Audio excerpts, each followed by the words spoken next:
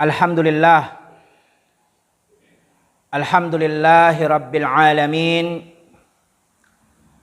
wa bihi nasta'inu ala umuri dunya waddin, wassalatu wassalamu ala rasulina Muhammad ibn Abdullah wa ala alihi wa ashabihi wa man walah, amma ba'd.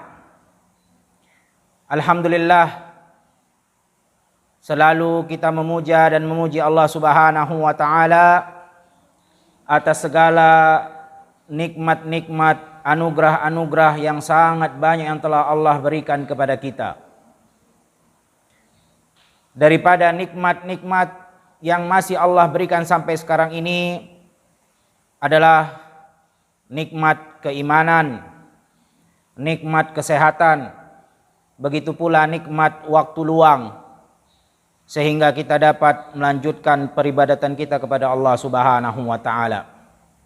Dan salah satu daripada ibadah yang sangat dicintai oleh Allah Subhanahu wa ta'ala adalah seperti yang kita lakukan sekarang ini, yaitu bermajlis ilmu, duduk untuk mendengarkan firman Allah Subhanahu wa ta'ala dan apa yang disabdakan oleh Nabi Muhammad sallallahu alaihi wasallam. Bahkan itu ibadah selain daripada sangat dicintai Allah Subhanahu wa ta'ala, ibadah bermajlis ilmu yang seperti kita kerjakan sekarang ini, itu pula ibadah yang paling gampang dan yang paling besar ganjarannya, yaitu surga Allah Subhanahu wa ta'ala.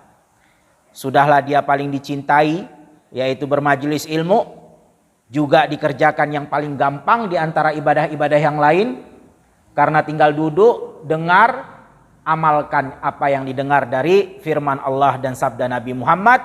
Ganjarannya pun mendapatkan ganjaran yang begitu besar, yaitu surga Allah Subhanahu wa ta'ala. Rasulullah sallallahu alaihi wasallam bersabda, "Man salaka tariqan yaltamisu fihi ilman, sahalallahu lahu bihi tariqan ilal jannah." Siapa yang keluar dari tempat tinggalnya, kita semua sekarang sudah keluar ini dari tempat tinggal kita, rumah kita, ataupun ya kos-kosannya kalau bagi yang mengekos. Kemana kita pergi sekarang? Kemana kita kumpul? Ya di rumah Allah ini. Dalam rangka apa? Untuk bermajelis ilmu, menuntut ilmu. Apa kata Rasulullah sallallahu alaihi wasallam? Sahalallahu lahu bihi tariqan ilal jannah. Allah akan mudahkan pula nanti perjalanannya masuk ke dalam surga Allah Subhanahu wa ta'ala. Jadi adik-adikku sekalian, ya teman-temanku sekalian, anak-anakku sekalian, semangatlah kita untuk hadir di majelis ilmu, untuk mendengarkan ilmu, karena dia gampang, nggak susah, nggak pakai modal, tinggal datang, duduk, dengerin, amalkan. Allah akan mudahkan dengan itu kita masuk ke dalam surga Allah Subhanahu wa ta'ala. Mudah, gampang, simple. Ya, yang penting datang, duduk, dengar, amalkan. Adik-adikku sekalian yang dirahmati Allah Subhanahu wa ta'ala, begitu pula tidak lupa kita panjatkan salawat dan salam kita kepada junjungan kita, suri tauladan kita, Nabi Muhammad sallallahu alaihi wasallam, dan juga kepada para sahabat-sahabatnya, dan juga kepada keluarga-keluarganya, tidak terkecuali satupun dari mereka, karena semua telah disebutkan oleh Allah radhiyallahu anhum wa radu'an. Allah telah ridha kepada mereka semua, dan mereka semua pun telah ridha kepada Allah Subhanahu wa ta'ala.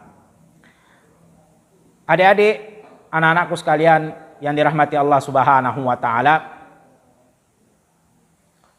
pada pertemuan kali ini kita ingin menyampaikan satu buah kisah dari sahabat Nabi sallallahu alaihi wasallam, yang mana kisah ini sangat banyak faedah yang bisa kita ambil. Sangat banyak pelajaran yang bisa kita ambil dari kisah tersebut. Yaitu kisah yang langsung disampaikan oleh sahabat itu sendiri, yaitu sahabat yang mulia Salman Al-Farisi radhiyallahu anhu. Yang mana kisah ini menceritakan, yaitu Salman Al-Farisi radhiyallahu anhu, mengkisahkan tentang bagaimana dirinya mencari hidayah, bagaimana perjalanannya untuk memeluk agama Islam, untuk mengambil hidayah Allah Subhanahu wa taala, menjemput hidayah dari Allah Subhanahu wa taala. Perjalanan yang begitu panjang. Perjalanan yang sangat penuh dengan pengorbanan dan perjuangan. Yang mana dia mengkisahkan tentang masa lalunya, yaitu sahabat Salman Al-Farisi radhiyallahu anhu. Dan menceritakan tentang masa lalu, adik-adikku sekalian, anak-anakku sekalian yang kami cintai, diperbolehkan kita menceritakan tentang masa lalu, walaupun itu masa lalu yang kelam, masa lalu yang gelap, jahil, masa lalu yang buruk, tetapi dengan syarat apa? Dengan syarat di situ ada pelajaran yang bisa diambil. Tapi kalau seandainya tidak ada pelajaran yang sama sekali bisa diambil, maka tidak diperbolehkan kita menceritakan tentang perbuatan tersebut, karena perbuatan itu adalah perbuatan yang tidak benar, perbuatan maksiat, perbuatan orang-orang jahil. Maka tidak boleh kita menceritakan, apalagi kalau kita sudah bertaubat karena Allah Subhanahu wa taala telah menutupnya, lalu untuk apa kita buka kembali? Sesuatu yang telah kita taubatkan kepada Allah, artinya Allah telah terima dan Allah telah tutup, maka tidak boleh diceritakan kepada siapapun. Allah sudah tutup, maka tidak perlu lagi kita menceritakannya kepada orang lain. Dan hati-hati orang-orang yang menceritakan tentang perbuatan jeleknya, perbuatan maksiatnya kepada Allah Subhanahu wa taala, ditambah lagi dengan diiringi rasa bangga. Hati-hati, ini termasuk orang yang tidak bakal diampuni oleh Allah Subhanahu wa taala. Karena sesungguhnya seluruh umat Nabi Muhammad itu diampuni oleh Allah, karena Allah Arhamar Rahimin. Kata Rasulullah sallallahu alaihi wasallam, "Kullu ummati mu'afa illal mujahirin." Semua umatku itu, kata Rasulullah, itu akan diampuni selama mereka bertaubat kepada Allah Subhanahu wa taala, kecuali mereka al-mujahirin. Al-mujahirin itu orang seperti apa? Orang yang berbangga-bangga dan menceritakan tentang perbuatan maksiatnya kepada orang lain. Ya, contohnya malam hari dia telah bermaksiat, telah melakukan larangan Allah Subhanahu wa taala. Di pagi harinya dia ceritakan kepada teman-teman dengan tujuan bangga. Oh, aku kemarin habis pacaran loh sama cewek si fulan. Oh, kemarin aku ketemu sama cowok jalan bareng, asik loh. Nah, ini kalau diceritakan ya dengan tujuan berbangga-bangga diri, hati-hati, itu termasuk al-mujahirin. Orang yang tidak bakal diampuni oleh Allah Subhanahu wa taala. Maksiat kalau sudah kita taubat tak perlu lagi diceritakan. Tutup, Allah sudah tutup. Yasturullah, maka tidak perlu lagi dibuka. Maka hati-hati ya, perbuatan masa lalu yang kelam, yang bermaksiat kepada Allah, sudah cukup bertaubat kepada Allah, tak perlu lagi diumbar-umbar, terlebih lagi di media sosial. Hati-hati. Ya, al-mujahirin, orang yang tidak akan diampuni oleh Allah Subhanahu wa taala. Tetapi kalau di situ ada pelajaran, contohnya seperti kisah Salman Al-Farisi yang akan kita sampaikan sebentar lagi. Ya, tentang bagaimana masa lalunya Salman Al-Farisi, dia berpindah dari agama satu ke agama yang lain untuk mendapatkan hidayah, yang mana itu perbuatan yang tidak benar. Agama yang pertama, agama yang kedua, ya, begitu juga apa yang disembah oleh Salman Al-Farisi terdahulu sebelum masuk ke dalam Islam, itu tidak benar. Tetapi diceritakan untuk apa? Untuk diambil pelajaran, bukan untuk berbangga-bangga. Ya, bahkan kata para ulama, kalau seandainya itu berkaitan dengan kekejian, di situ memang kaitannya dengan kezoliman, maka kalau perlu nggak perlu diceritakan. Dulu saya mah pernah berzina sekian kali, nggak usah diceritakan, itu perbuatan keji. Cukup dia bertobat kepada Allah Subhanahu wa taala. Mas saya mah dulu pernah mencuri, dia bangga-banggakan lagi pernah ngambil ya sesuatu daripada barang, nggak perlu dibanggakan. Ya, adik-adikku sekalian, teman-temanku sekalian, anak-anakku sekalian yang kami cintai. Naam, barakallahu fikum. Kisah Salman Al-Farisi yang mana diriwayatkan oleh Imam Ahmad dan kisahnya dari sahabat Abdullah ibnu Abbas, dan hadisnya adalah hadis yang hasan. An Abdullah bin Abbas radhiyallahu anhuma, kita baca kisahnya dari Abdullah bin Abbas, semoga Allah meridai keduanya. Qala haddatsani Salman an nafsihi, Maka Salman Al-Farisi menceritakan tentang dirinya. Ya, perhatikan baik-baik, kisah ini sangat banyak pelajaran yang bisa kita ambil. Dan insya Allah di akhir kisah nanti akan ada pertanyaan, siapa yang bisa jawab, kita ada hadiah insya Allah ta'ala. Kata Salman Al-Farisi, aku menceritakan tentang diriku sendiri. Jadi yang langsung bercerita ini adalah langsung Salman Al-Farisinya langsung, bukan dari orang-orang lain. Dia langsung menceritakan tentang dirinya, tentang masa lalunya, bagaimana dia masuk ke dalam agama Allah Subhanahu wa taala, yaitu Islam. Kuntu rajulan farisiyan min ahli Asbahan. Aku adalah seorang Farisi, seorang dari Faris yang berasal dari Asbahan. Asbahan ini nama kota yang sekarang ada di negeri Iran. Asbahan. Nah, diingat baik-baik ya. Min ahlil qarya minha yuqalu laha Jayyun. Dan nama kampungku itu kan nama kotanya, kota Asbahan. Negerinya namanya Iran sekarang. Dan nama kampung tempat tinggalnya Salman Al-Farisi namanya Jayyun, kampung Jayyun. Wa kana abi dihqan, dan abiku itu, ayahku itu adalah seorang dihqan. Dihqan itu ibaratnya pemimpin kampung itu, atau bisa dibilang mungkin lurah lah. Ya, lurah atau Pak RT atau Pak RW atau lurah.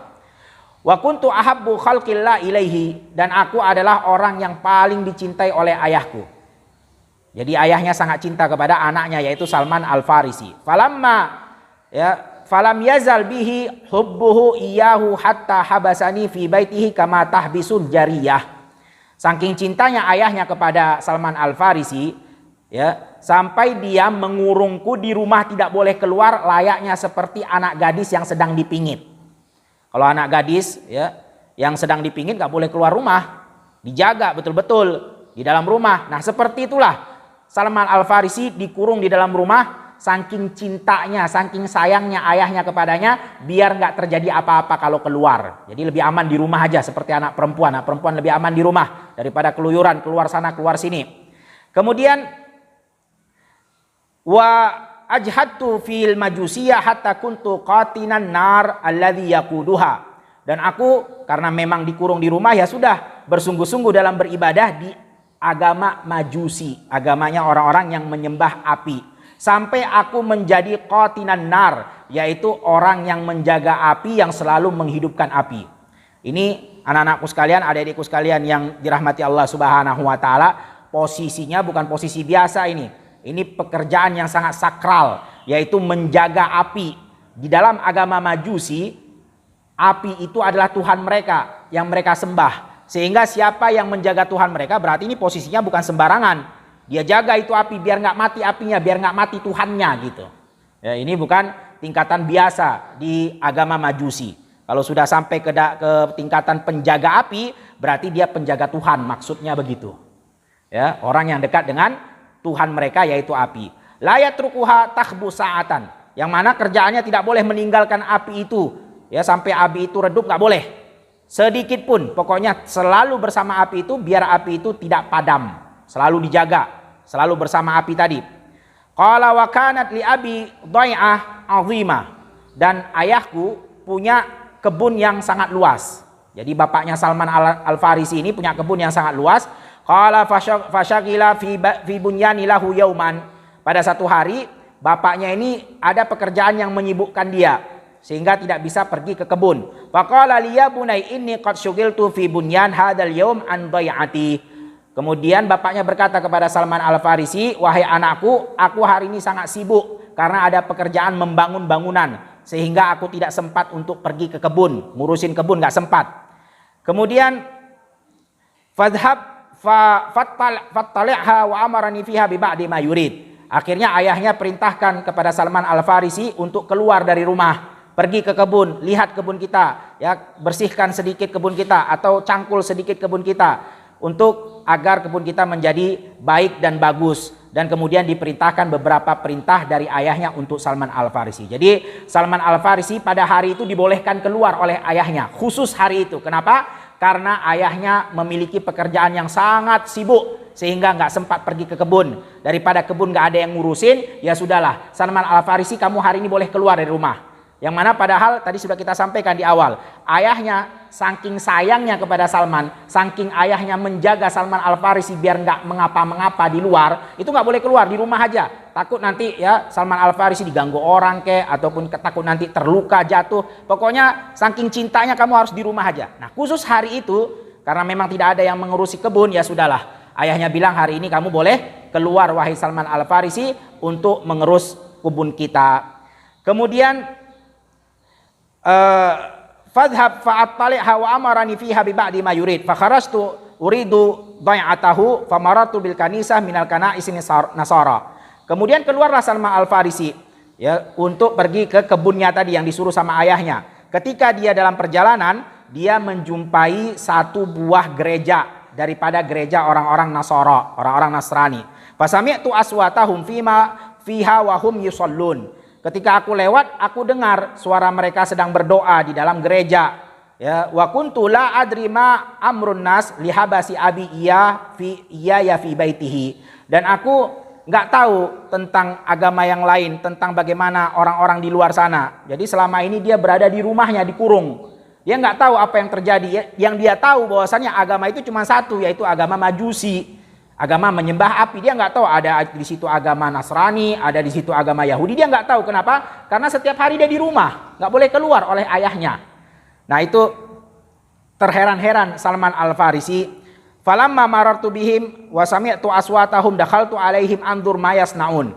Maka ketika aku dengar apa yang mereka sebutkan di dalam doa-doa mereka di gereja, Salman Al-Farisi penasaran karena baru pertama kali dengar. Selama ini dia di rumah aja, dia nggak pernah dengar agama yang lain. Maka dia masuk ke dalam gereja, kemudian dia melihat apa yang sedang dikerjakan oleh orang-orang Nasara. Qala falamma ra'aituhum a'jabatni salatuhum. Ketika aku melihat mereka, aku terkagum-kagum dengan salatnya mereka, dengan ibadahnya mereka orang-orang Nasrani.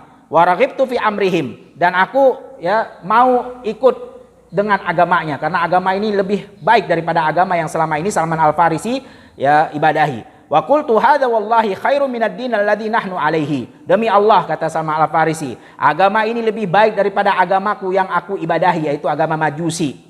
Fa wallahi ma taraktuhum hatta gharabatis syams. Aku enggak keluar dari gereja itu sampai terbenamnya matahari, sampai sore. Dia lupa dengan apa yang diamanahkan oleh ayahnya untuk mengurusi kebun milik mereka. Wa taraktu dai'ah abi walam atiha faqultu lahum aina aslu hadad din. Dan aku ya terlupakan dari kebun ayahnya tadi. Jadi dia nggak pergi ke kebun, dia nggak memberesi kebun ayahnya, lupa karena tadi tersibukkan dengan orang-orang Nasara di gerejanya tadi. Kemudian dia bertanya kepada orang-orang Nasara tadi, dari mana asal agama ini? Ini belum pernah ada di Iran, belum pernah ada di Asbahan.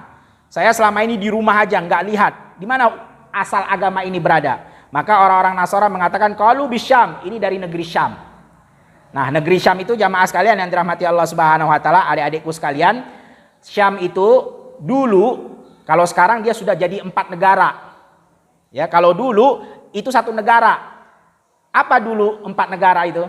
Dulu 1 negara namanya Syam. Kalau sekarang udah jadi 4 negara. Negara apa itu? Yang pertama Urdun atau Jordan kalau bahasa kita. Yang kedua Palestina. Yang ketiga Suriah. Yang keempat Libanon. Nah, ini diingat negeri Syam. Nah, nanti kalau kita tanya, negeri Syam sekarang ada 4 negara. Apa saja? Yang pertama Jordania atau Urdun bahasa Arab. Yang kedua Palestina. Yang ketiga Suriah. Yang keempat Libanon. Dulu namanya negeri Syam semuanya. Nggak ada dipecah-pecah. Sekarang sudah terpecah-pecah. Qala summa raja'tu ila abi. Ketika dia sudah tahu bahwasannya agama Nasrani itu asalnya dari negeri Syam, maka dia kembali kepada ayahnya. Wa qad ba'atsa fi talabi wa syughilat wa syagaltuhu an amalihi kullih. Bapaknya sudah capek nyari Salman Al-Farisi kemana, di kebun nggak ada, pulang ke rumah juga nggak ada, sampai-sampai pekerjaan ayahnya yang membangun bangunan tadi pun tidak diselesaikan oleh ayahnya. Jadi gara-gara nyariin Salman Al-Farisi nggak pulang-pulang, sampai pekerjaan ayahnya pun tidak ada satupun yang diselesaikan oleh ayahnya. Qala falamma ji'tuhu qala ay bunai aina kunt. Ketika aku datang maka ayahku berkata, wahai putraku, wahai anakku, kemana kamu? Kok baru kelihatan sekarang? Enggak ke kebun, enggak juga pulang, mau maghrib baru pulang. Alam akun ahadtu ilaika ma ahadtu, apakah aku sudah memberikan engkau tugas sebagaimana tugas yang telah aku katakan, yaitu udah pergi ke kebun, ngurus kebun. Qala qultu, maka berkatalah Salman Al-Farisi, ya abati, wahai ayahku, marartu bin nasi yusalluna fi kanisati lahum. Aku tadi ketika mau ke kebun lewat di satu gereja miliknya orang-orang Nasrani, orang-orang Nasara, fa'jamani ma ra'aitu min dinihim, dan aku terkagum dengan agama mereka. Fa wallahi ma ziltu indahum hatta gharibatis syams. Demi Allah, aku terus bersama mereka di dalam gereja karena aku terkesan dengan sholatnya mereka, dengan doanya mereka, sampai matahari terbenam, sudah mau maghrib, nggak terasa bersama orang-orang Nasara di gereja. Qala aibunai laisa fi dzalika dinu khair, dinuka wa dinu abaika khairu minhu. Maka pada saat itu ayahnya mengatakan, wahai putraku Salman Al-Farisi, anakku, ketahuilah bahwasannya tidak ada agama yang paling baik kecuali agama kamu yang sekarang dan juga agama nenek moyang kamu. Agama kamu lebih baik daripada agama mereka semuanya. Itu kata ayahnya Salman Al-Farisi. Qala qultu kalla wallahi innahu khairun min dinina. Maka pada saat itu Salman Al-Farisi membantah, demi Allah tidak, agama mereka lebih baik daripada agama kita. Mereka mengibadahi Allah Subhanahu wa taala, sedang kita mengibadahi api, yang mana api itu yang jaga kita, yang nyalakan kita. Kalau dia mati bisa bahaya. Nah, itu kata Salman Al-Farisi.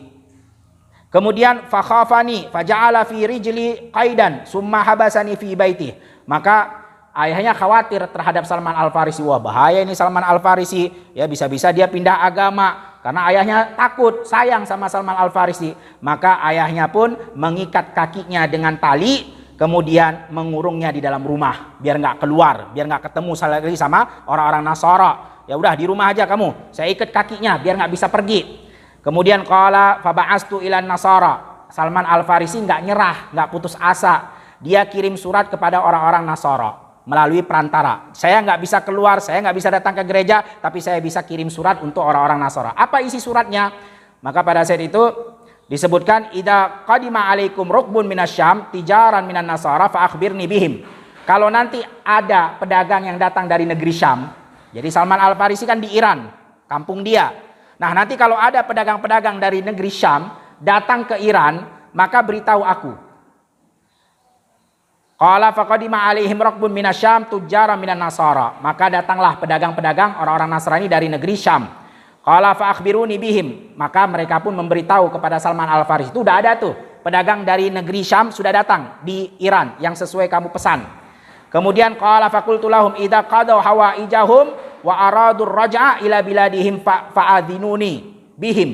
Kata mereka, kalau misalnya nanti mereka sudah selesai mengurusi urusan mereka di Iran sini dan mereka mau pulang ke negeri Syam, kasih kabar lagi kepadaku. Jadi sekarang kan mereka sedang berdagang, mereka sedang sibuk. Nanti kalau sudah selesai semua perdagangannya, kabari lagi kepadaku tentang mereka. Fa'alqaitu hadida mir rijli. Maka setelah mereka sudah selesai dan mereka ingin pulang, dikabarkan lagi kepada Salman Al-Farisi, dan kemudian Salman Al-Farisi fa'alqaitu hadida mir rijli. Salman Al-Farisi melepaskan ikatan yang ada di kakinya tadi, yang diikat oleh ayahnya. Kemudian summa kharajtu ma'ahum hatta qadimtu Syam. Aku keluar bersama mereka, ya pergi ke negeri Syam bersama pedagang-pedagang tadi. Sampailah ke negeri Syam. Falamma qadimtuha qultu man afdalu ahlu hadhid din. Ketika sudah sampai di negeri Syam, maka dia bertanya kepada orang-orang negeri Syam, siapa orang yang paling terbaik di agama Nasrani ini? Ya, karena negeri Syam tadi kan tempat pusat agama Nasrani. Nah, orang yang terbaiknya siapa di sini? Maka pada saat itu mereka menjawab, qalu al-uskuf fil kanisah. Yang paling baik di antara orang-orang Nasara adalah pendetanya, uskufnya yang ada di gereja. Qala faji'tuhu, maka aku datangi pendeta tadi. Fakultu inni qad raghibtu fi hadzal din wa ahbabtu an akuna ma'ak. Akhdumuka fil kanisa wa ata'allam minka wa usalli ma'aka. Ketika datang, maka Salman Al-Farisi mengatakan, aku sangat cinta kepada agama Nasara ini, ya, agama orang-orang Nasrani ini, dan aku ingin bersama kamu di gereja, ya, membantu kamu, kemudian belajar dengan kamu, dan begitu juga berdoa dan sholat bersama kamu. Qala fadkhul fadakhaltu ma'ahu. Maka pendeta tadi mengatakan, ya sudah, ayo masuk sini, ya, tinggal bersama saya. Maka masuklah Salman Al-Farisi ke gereja tersebut, tinggal bersama pendeta tadi. Qala fakana rajulun maka ketika sudah tinggal beberapa hari ya beberapa waktu, ternyata di situ Salman Al-Farisi bisa mengambil kesimpulan pendeta tadi adalah pendeta yang jahat, bukan pendeta yang baik. Apa kejahatan pendeta tadi? Ya'muruhum bis sadaqah wa yuraghibuhum fiha fa idza jama'u ilaihi minha asya' ikhtanazahu li nafsihi wa lam yu'tihi lil masakin. Pendeta ini ternyata suka mengajak orang untuk bersedekah, kemudian menyemangati orang untuk melakukan sedekah. Ketika semua orang telah bersedekah, telah memberikan harta mereka kepada pendeta tadi, ternyata pendeta tadi mengumpulkan harta tadi dan tidak diberikan kepada orang-orang miskin, malah dia simpan untuk dia sendiri.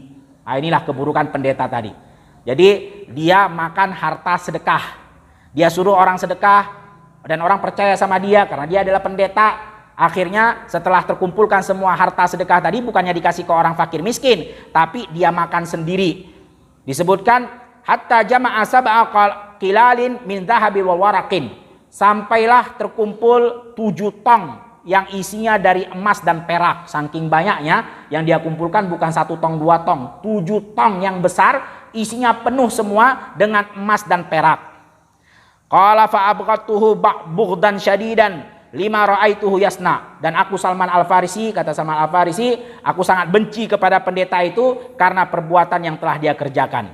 Jadi hati-hati ya anak-anakku sekalian, sebagaimana disebutkan oleh Allah Subhanahu wa taala, memang pendeta-pendeta baik itu orang-orang alimnya dari agama Nasrani, begitu juga dari agama Yahudi, itu mereka memang ya melakukan perbuatan-perbuatan yang buruk. Salah satunya adalah seperti mengumpulkan harta sedekah tidak diberikan kepada yang berhak, tetapi mereka memakannya sendiri, sebagaimana kata Allah Subhanahu wa taala, ya ayyuhalladzina amanu inna katsiran minal ahbarin wa ruhbanin la ya'kuluna amwalan nasa bil batil.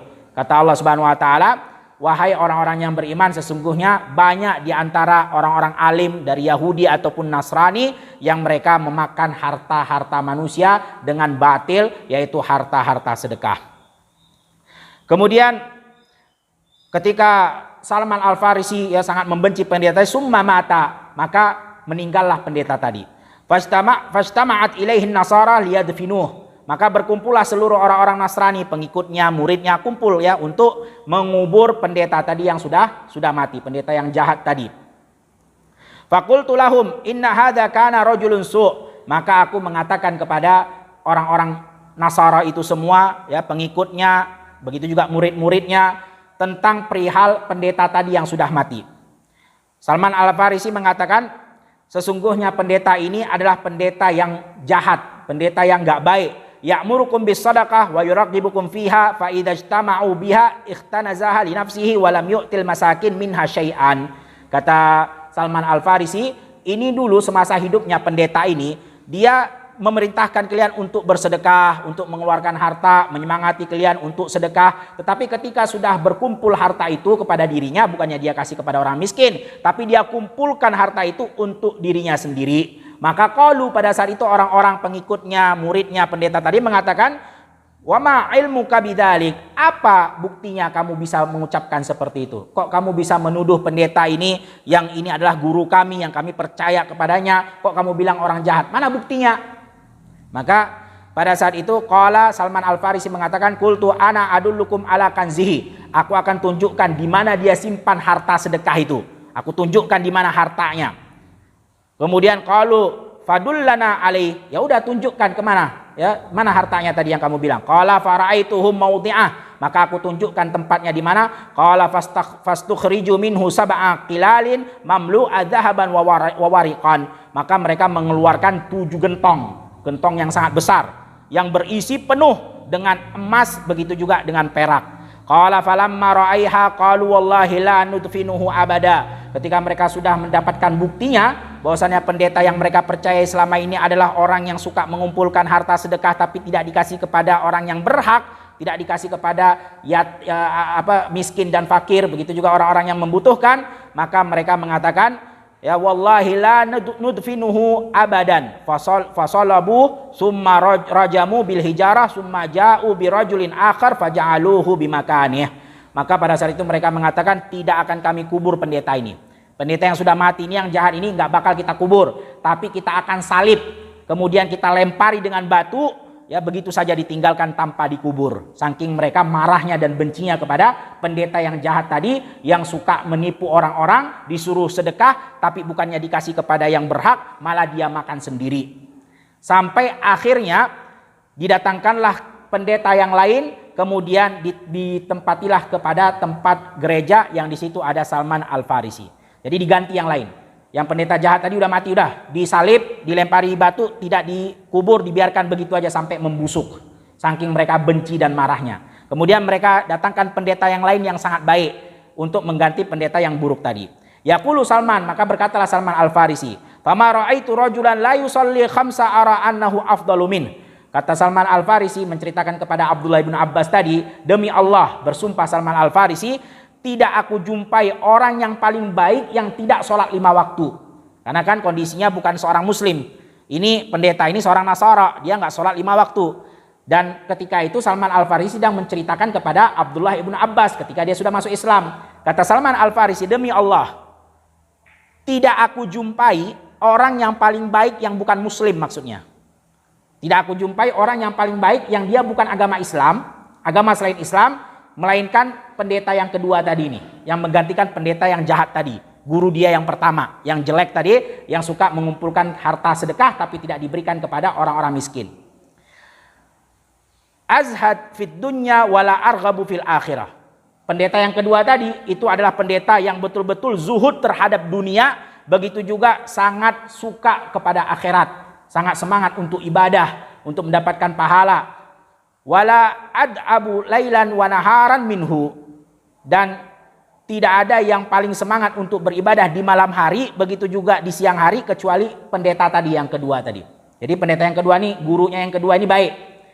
Qala fa ahbabtuhu hubban lam uhibbu min qabli. Aku sangat mencintai pendeta yang kedua tadi dengan cinta yang belum pernah aku cintai orang sebelumnya. Jadi dia sangat suka kepada pendeta yang kedua tadi.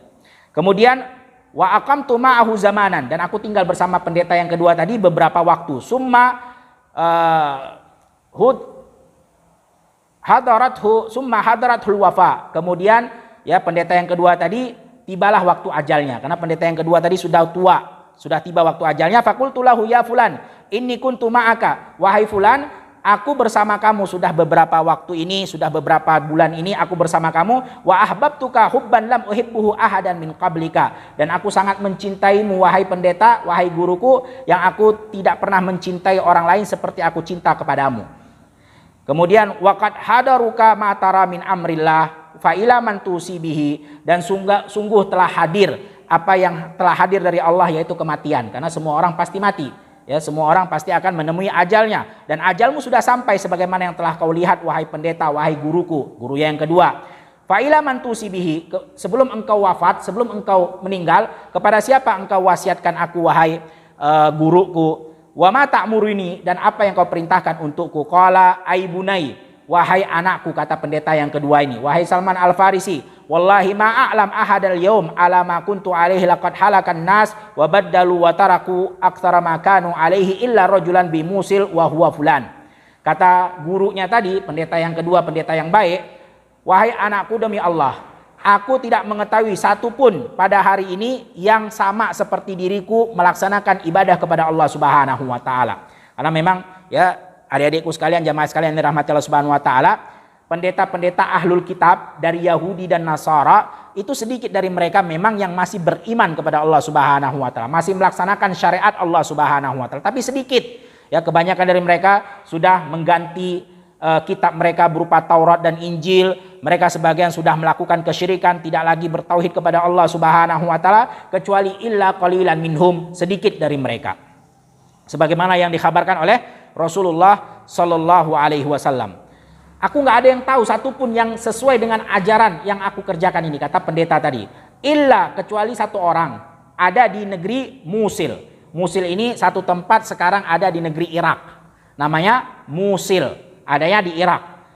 Wahwa fulan, disebutkan ada namanya si fulan, dan dia sesuai dengan apa yang aku kerjakan, dan dia masih mentauhidkan Allah, dan dia masih beribadah kepada Allah Subhanahu wa taala. Falamma mata wa ghuyib lahiktu bi sahibil Musil. Maka Salman Al-Farisi ketika gurunya yang kedua tadi, pendeta yang baik, sudah meninggal dan sudah dikuburkan, maka dia segera pergi untuk menjumpai pendeta yang ketiga yang diwasiatkan tadi yang ada di negeri Irak. Subhanallah.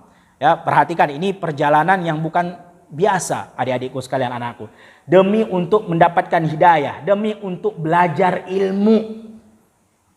Dia datang ke negeri Musil. Musil itu ada di Irak, sedangkan dia pasti itu ada di negeri Syam. Kita buatlah negeri Syamnya adalah Palestina. Palestina ke Irak itu ribuan kilo jaraknya. Dia tempuh dengan berjalan kaki. Dulu nggak ada mobil, dulu nggak ada pesawat. Demi apa dia kerjakan itu semua? Demi menuntut ilmu. Begitunya dia berjuang, begitunya dia berkorban demi ilmu. Sehingga kita pun harus juga mencontohi apa yang dikerjakan oleh para sahabat Nabi Shallallahu Alaihi Wasallam. Kita harus lebih semangat. Kita harus betul-betul ya fokus untuk menuntut ilmu. Apalagi di zaman sekarang, anak-anakku sekalian, ya adik-adikku sekalian, tidak ada seperti zaman Salman Al-Farisi yang begitu harus ya peras keringat, melakukan perjalanan beribu-ribu kilometer. Nggak ada sekarang, alhamdulillah. Semua sudah dimudahkan, tinggal datang ke masjid, sudah ada fasilitas buku, sudah ada fasilitas ya alat tulis. Lalu apa alasan kita untuk tidak semangat untuk menuntut ilmu? Ketahuilah, kata Rasulullah sallallahu alaihi wasallam, talibul ilm faridatun ala kulli muslim. Belajar ilmu, dan ingat, ilmu yang wajib dipelajari adalah ilmu agama. Itu yang penting dan utama, itu yang paling dibutuhkan. Lalu gimana pelajaran-pelajaran umum, fisika, kimia, matematika? Pelajari kalau memang kita butuh, tapi itu bukanlah prioritas. Pelajari kalau memang butuh, tapi yang jelas ilmu agama pasti dan pasti dibutuhkan, dan itu memang yang menjadi kebahagiaan seorang muslim di dunia dan akhirat ketika dia memahami tentang agamanya. Ya. Jadi kita ketika belajar ilmu, semangatlah. Amalkan apa yang kita dengar dari qala Allah wa qala Rasul, kerjakan. Kalau memang itu adalah larangan, diharamkan oleh Allah dan Rasulnya, jangan kerjakan. Untuk apa kita kerjakan apa yang kita dapat dari memaksiati Allah Subhanahu wa taala? Tidak ada yang kita dapat apapun kecuali nanti penyesalan. Kecuali adalah azab dari Allah Subhanahu wa taala. Maka ya kita tinggalkan semua apa yang dilarang oleh Allah Subhanahu wa taala, dan tidak perlu kita membangga-banggakan itu semua. Karena kebanggaan seorang muslim adalah ketika dia mentaati Allah Subhanahu wa taala, bukan ketika dia memaksiati Allah. Perhatikan Salman Al-Farisi. Rela dia jauh-jauh datang berjalan kaki ribuan kilometer dari negeri Syam, Palestina menuju ke Irak. Ya, kalau naik pesawat aja itu beberapa jam naik pesawat, apalagi kalau dulu tidak ada pesawat. Jaraknya jauh. Silahkan lihat di peta. Ya, Palestina ke Irak sangatlah jauh. Faqultu lahu ya fulan inna fulanan awsani inda mautihi an alhiqbik fa akhbirni annaka ala amrihi. Maka ketika jumpa sama pemuda tadi, pendeta yang ketiga ini, yang pendeta kedua wasiatkan Salman Al-Farisi untuk datang ke dia. Berarti ini guru ketiganya. Ya, berarti ada berapa sekarang gurunya Salman Al-Farisi? Pertama yang jahat, pendeta yang jelek, yang memerintahkan orang untuk sedekah tapi tidak dikasih kepada orang miskin. Malah dia makan sendiri. Kemudian pendeta yang kedua, pendeta yang baik. Setelah meninggal, pendeta yang kedua wasiatkan kepada pendeta siapa? Biar Salman Al-Farisi belajar ke pendeta yang ketiga ada di negeri Musil, yaitu di Irak. Maka kata Salman Al-Farisi, aku bersama si fulan, pendeta yang kedua tadi. Dan pendeta yang kedua mewasiatkan kepadaku untuk datang kepadamu, karena engkau itu sesuai dengan apa yang diyakini oleh pendeta yang kedua, yaitu dia orang yang bertauhid, dia juga beribadah kepada Allah Subhanahu wa taala. Qala faqala li aqim indi fa aqamtu indahu fa wajadtu khairur rajulin ala amri sahibi falam yalbas an mata. Maka kata pendeta yang ketiga tadi, ya sudah tinggal sama saya. Maka tinggallah Salman Al-Farisi bersama pendeta yang ketiga tadi, dan Salman Al-Farisi mengatakan fa wajadtuhu khairur rajulin, dan aku menjumpai bahwasannya pendeta yang ketiga tadi adalah pendeta yang sangat baik. Tetapi sayangnya baru beberapa saat atau beberapa waktu, beberapa zaman tinggal bersama pendeta yang ketiga tadi, pendeta tadi itu pun wafat. Jadi rata-rata yang dijumpai oleh Salman Al-Farisi, yang mana itu adalah guru-gurunya Salman Al-Farisi, rata-rata udah tua semua. Ya, jadi baru sebentar sudah wafat, baru sebentar sudah wafat. Fama hadarathu fama hadaratul wafa qultu lahu. Ketika ajal itu akan datang, sebelum wafatnya pendeta yang ketiga tadi, aku berkata kepada pendeta tadi, ya fulan, inna fulanan ausibi ilaika fa amarani bil luhuq bika wa qad hadaraka minallahi azza wa jal ma tara fa ilaman tusibi wa ma ta'muruni. Nah, kata Salman Al-Farisi sebelum meninggal pendeta yang ketiga tadi, sungguh si fulan pendeta yang kedua telah mewasiatkanku untuk datang kepadamu, dan sekarang sudah tiba ajal engkau akan meninggal. Kata Salman Al-Farisi, kepada siapa engkau wahai guruku yang ketiga mewasiatkan aku setelah ini? Kepada siapa aku belajar lagi? Kemana aku harus pergi? Engkau akan wafat, engkau akan meninggal. Maka kata pendeta yang ketiga tadi, ya aibunai, wallahi ma'a'lam rajulan ala mislu ma kunna alaihi illa rajulan binasibiyin wa huwa fulan falhaq bihi. Demi Allah, tidak ada lagi orang yang seperti aku mengerjakan ibadah bertauhid kepada Allah, ya, yang aku tahu kecuali satu orang ada di Nasibiyin. Nah, Nasibiyin ini adalah satu tempat antara negeri Irak sama negeri Syam.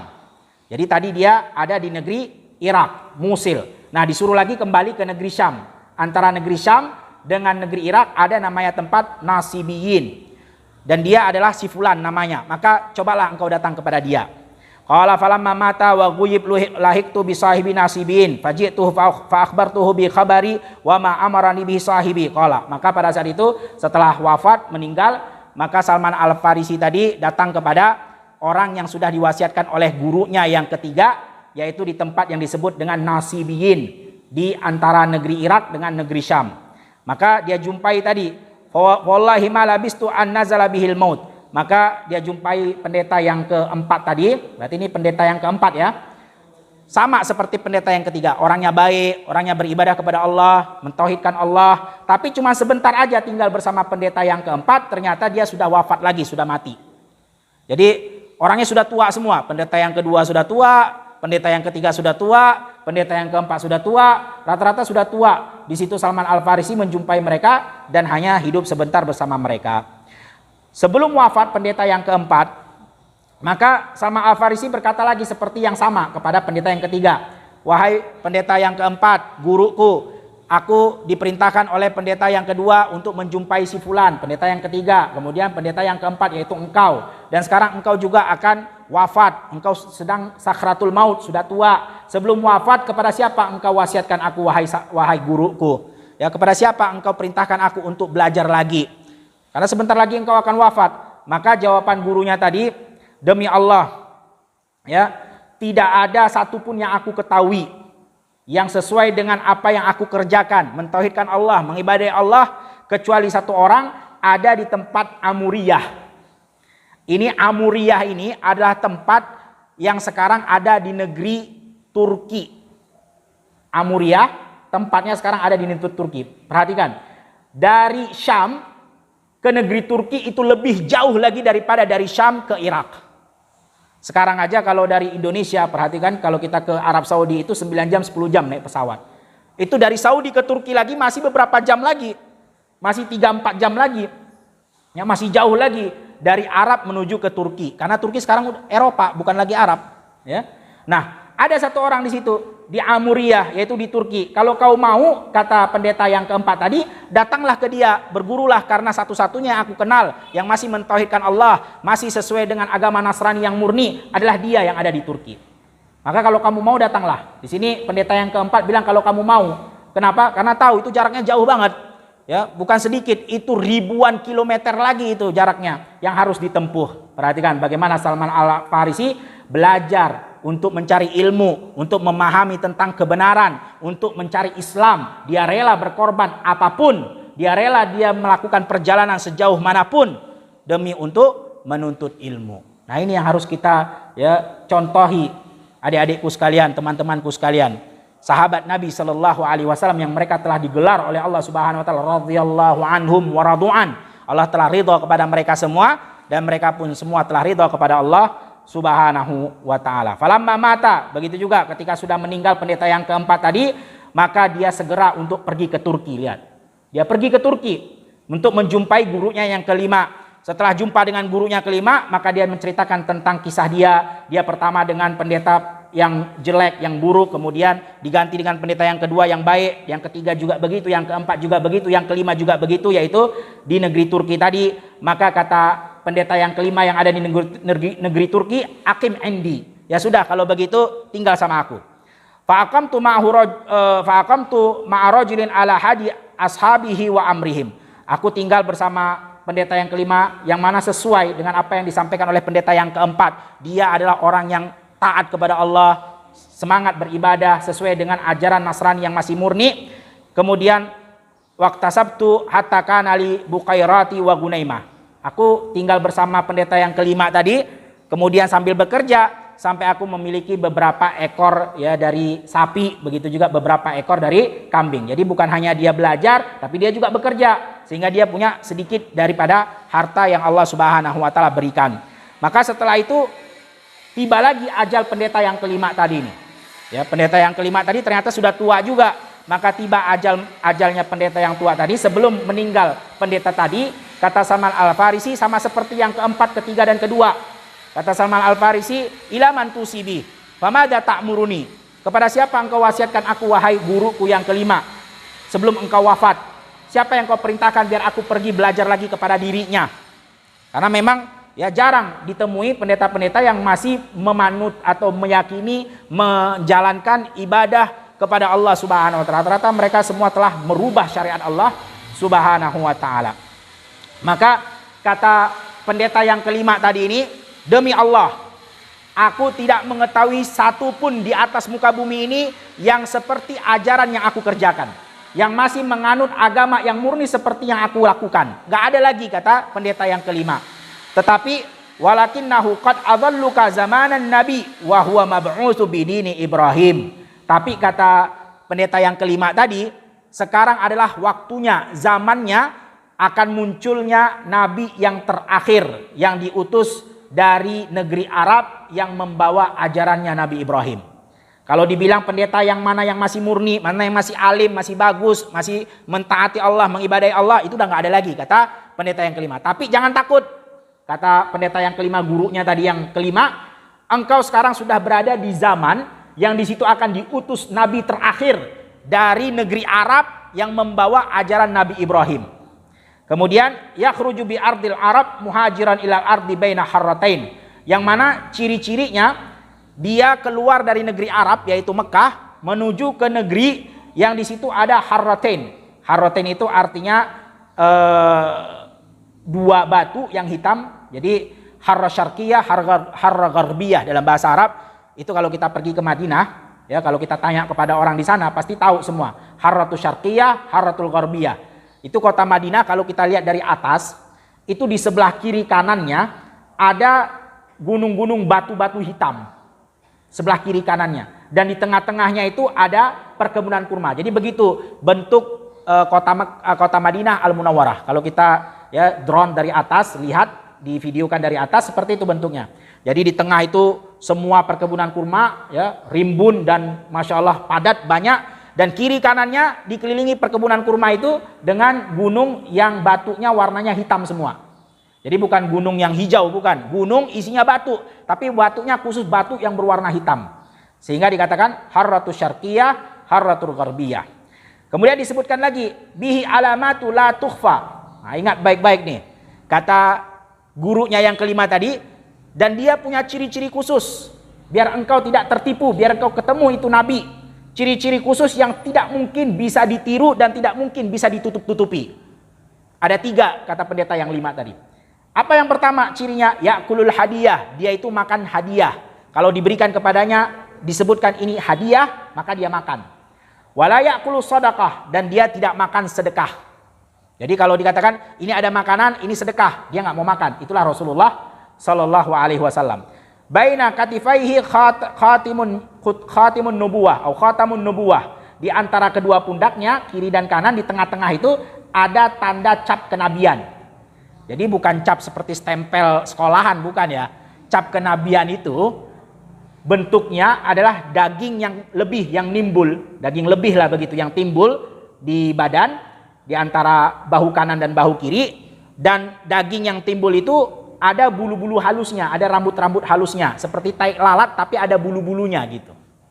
Ya. Nah, bukan daging kemudian tidak ada rambutnya seperti yang biasa kan kalau kita ada daging lebih. Nah, ini dagingnya lebih tapi ada ciri khususnya, yaitu memiliki rambut-rambut halus. Nah, itulah 3 tanda kenabian sallallahu alaihi wasallam. Pertama, kalau dibilang ini ada hadiah, dia makan. Kedua, kalau dibilang ini ada sedekah, dia nggak mau makan. Yang ketiga, kalau dilihat di pundaknya, di tengah-tengah, antara pundak kanan dan pundak kiri, di tengah-tengah, di dekat tengkuknya, maka ada daging yang lebih seperti tai lalat, dan dia ada memiliki bulu-bulu yang halus. Kemudian fa'inistata ta'antal hak bitil bilad faf'al. Kalau kau mau, ya, dan kau mampu, kata pendeta yang kelima tadi sebelum wafat, kau pergi ke sana, maka kerjakan. Kalau memang mau belajar, maka temui orang itu. Nabi yang terakhir yaitu Nabi Muhammad sallallahu alaihi wasallam. Maka ketika sudah mati pendeta yang kelima, kemudian wafat dan dikuburkan, maka dia tinggal beberapa waktu di Amuriyah. Amuriyah tadi ada di mana? Di Turki. Nah, dia tinggal sebentar sampai datangnya suku Arab yang dari suku Kalbin. Jadi nama sukunya suku Kalb. Mereka datang berdagang. Kemana? Ke Turki. Dari Arab, dari Madinah menuju, atau dari Mekah menuju ke Turki. Sampai di situ ketemu sama Salman Al-Farisi. Maka Salman Al-Farisi mengatakan, tahmiluni ilal ardil Arab wa a'taitukum bakarati hadihi wa ghanamati hadihi. Kau mau nggak kalian bawa aku ke negeri Arab, ke Mekah atau ke Madinah, dan aku akan bayar dengan kambing-kambing dan sapi-sapi yang aku punya nih. Mau nggak? Salman Al-Farisi nawarin gitu kepada pedagang-pedagang Arab tadi yang ada di Turki. Mereka bilang, ya sudah kalau begitu. Maka dibayarlah. Salman Al-Farisi memberikan kambing, memberikan sapi yang dia punya, dia bayar ongkos untuk mengantarkan dia ke negeri Arab. Tetapi ketika sampainya di tempat yang disebut dengan Wadil Qura. Ya, Wadil Qura ini daerah ada di antara negeri Syam, Palestina dengan Madinah, di tengah-tengah. Ini Madinah, ini Palestina. Di tengah-tengah ada namanya Wadil Qura. Ketika sampai di Wadil Qura, ternyata pedagang-pedagang Arab tadi yang sudah dibayar dengan kambing dan sapi berkhianat, menzolimi Salman Al-Farisi. Dengan cara apa? Mereka ikat Salman Al-Farisi, kemudian mereka jual ke orang Yahudi yang ada di Wadil Qura tadi. Dijual, mau nggak nih? Ada orang dijual, mau nggak? Ya sudah, zaman dulu, ya, orang-orang kalau menjual orang lain, dibeli sama orang lain. Karena zaman dulu ada namanya perbudakan. Nah, ini perlu diketahui adik-adikku sekalian, anak-anakku sekalian yang dicintai Allah Subhanahu wa taala. Jangan dikatakan bahwasannya Islam suka memperbudak orang. Islam itu jahat. Ya, katanya kalau wanita yang diperbudak halal, boleh disetubuhi tanpa dinikahi, boleh dipukul, boleh dizolimi. Ini bukan ajaran dari Islam. Dari sebelum Islam ada, di zaman jahiliyah, bahkan di Yahudi, begitu juga Nasrani, sudah ada namanya perbudakan. Justru datangnya Islam untuk memperbarui cara itu. Gak diperbenarkan kita asal mengambil orang, tangkap orang tengah jalan, ikat kakinya, ikat tangannya, kemudian jual seperti ayam. Enggak seperti itu perbudakan di dalam Islam. Islam datang ingin memperbaiki itu semua, karena itu perbuatan orang jahil. Dan itu sudah dikerjakan di agama orang Nasrani dan agama orang Yahudi. Jadi jangan menuduh bahwasannya Islam itu yang membenarkan perbudakan, tidak berperi kemanusiaan. Gak ada. Dalam Islam justru ya ada namanya kafarah membebaskan budak. Saking betul-betul Islam tidak ingin adanya perbudakan, sampai ada namanya orang kalau misalnya ya contohnya seperti mensetubuhi istrinya di bulan Ramadan. Apa salah satu kafarahnya? Yang pertama adalah bebaskan budak kalau bisa.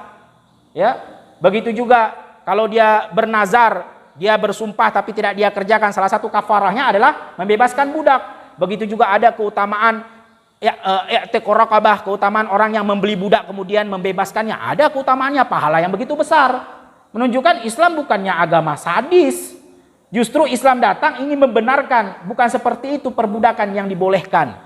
Perbudakan yang diperbolehkan adalah kalau terjadi perang antara muslim dengan kafir. Kalau terjadi perang, bukan dibuat-buat, kalau memang terjadi. Dan itu ada hukumnya ketat.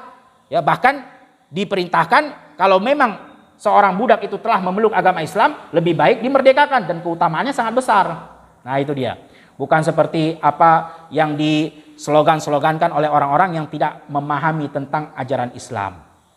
Nah, dijual nih Salman Al-Farisi. Ya. Ketika sudah dijual, ternyata orang yang beli tadi orang Yahudi, dia jual lagi ke anak pamannya, sepupunya. Jadi di Wadil Qura tadi kan masih jauh itu. Itu masih jauh dari Madinah. Karena dia pertengahan antara Syam dengan Madinah. Nah, orang Yahudi yang beli tadi jual lagi ke sepupunya. Nah, sepupunya adalah orang yang tinggal di Khaybar. Nah, Khaybar itu sudah dekat dengan kota Madinah. Kurang lebih perjalanan kalau naik mobil mungkin 3-4 jam. Sudah dekat lah. Sudah termasuk sekarang juga sudah dimasukkan dengan kota Madinah. Khaybar, ya dulu Khaybar bukan Madinah, tapi sekarang sudah termasuk daripada kota Madinah. Nah, ketika tinggal di situ beberapa tahun, perhatikan, disebutkan oleh Salman Al-Farisi, dia sudah tahu, mendengar bahwasannya ada seorang yang mengaku nabi, tapi bukan di negeri Madinah, tapi di negeri Mekah. Dia udah dengar. Cuman dia nggak tahu bagaimana orangnya, dia nggak dengar kabar selanjutnya karena dia sibuk diperbudak, sibuk kerja, dizolimi. Ya, maka dia kerjalah. Ya, perhatikan, Nabi Shallallahu Alaihi Wasallam itu 13 tahun di kota Mekah, baru ke Madinah. Dan ketika dia sudah menjadi budak, kata Salman Al-Farisi, aku sudah tahu ada seorang yang mengaku sebagai nabi, tapi bukan di Madinah, di Mekah.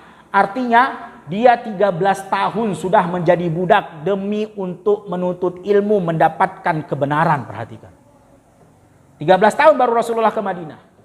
Ketika dia sudah 13 tahun menjadi budak, tiba-tiba ada anak paman majikannya, sepupu majikannya yang datang dari Madinah. Dia berasal dari suku Quraidah. Nah, ini suku Quraidah ini adalah salah satu suku Yahudi yang ada di kota Madinah Al-Munawwarah. Dia datang, kemudian mengatakan, ya qatalahullah, Allah binasakan Banu orang-orang Ansari. Disebutkan orang-orang Ansari dengan Naam. Qatalallahu Bani Qailah. Allah Subhanahu wa taala binasakan Bani Qailah. Jadi Bani Qailah ini adalah ungkapan orang-orang Yahudi untuk mengatakan orang-orang Ansar. Orang-orang Ansar yaitu Khazraj, begitu juga dari suku Aus dan Khazraj. Sukunya orang-orang Ansar. Kata sepupu majikannya tadi ini, mereka sekarang sedang berkumpul di Kuba untuk menyambut seorang yang mereka anggap sebagai nabi dari negeri Arab, yaitu Mekah. Salman Al-Farisi pada saat itu disebutkan sedang berada di atas pohon kurma. Dia sedang bekerja karena dia budak. Dan pada saat itu memang penghasilan orang-orang yang ada di sekitar Madinah adalah berkebun kurma. Nah, dia lagi ada di atas pohon kurma itu. Seperti contohnya mungkin di atas pohon kelapa lah, ya, atau di atas pohon kelapa sawit. Lumayan tinggi pohon kurma itu. Nah, dia sedang di atasnya itu sedang memanen ataupun membereskan pekerjaan dia. Dia dengar tuh ada seorang nabi yang akan muncul yang sedang ditunggu oleh orang-orang Madinah di Kuba. Di masjid sekarang disebut namanya Masjid Kuba. Perhatikan, 13 tahun dia menunggu. Salman Al-Farisi, 13 tahun dia bekerja, dizolimi, dikasari demi untuk menunggu-nunggu seorang nabi, demi mencari kebenaran. Dia rela menjadi budak. Yang penting dia ketemu dengan Nabi Muhammad Sallallahu Alaihi Wasallam. Ketika dia dengar ada seorang nabi yang sedang ditunggu akan tiba di Kuba, langsung dikatakan dia panas dingin badannya, gemetar. Sampai-sampai dia mau jatuh dari atas pohon kurma. Dan waktu itu majikannya ada di bawah pohon itu. Katanya kalau aku jatuh aku akan tertimpa di atas kepala majikanku. Jadi dia jatuh di atas kepalanya. Ketika sudah selesai, turun Salman Al-Farisi. Kemudian Salman Al-Farisi pergi ke sepupunya majikan tadi untuk memastikan apa yang kau sebutkan tadi. Maka majikannya dengar, ya. Madza taqul, apa yang kau katakan? Maka majikannya marah, ya. Masya'nuka bi'an, apa yang jadi urusanmu dengan nabi tadi itu? Kenapa kau pergi, ya, tanya-tanya? Kerja aja, urusin pekerjaanmu. Akhirnya lakmah diberikan tamparan dari majikannya. Ditampar itu Salman Al-Farisi dengan lakmatun syadidah, dengan tamparan yang begitu kuat. Maka pada saat itu Salman Al-Farisi, ya, diam saja dan mengatakan tidak ada masalah, nggak ada masalah.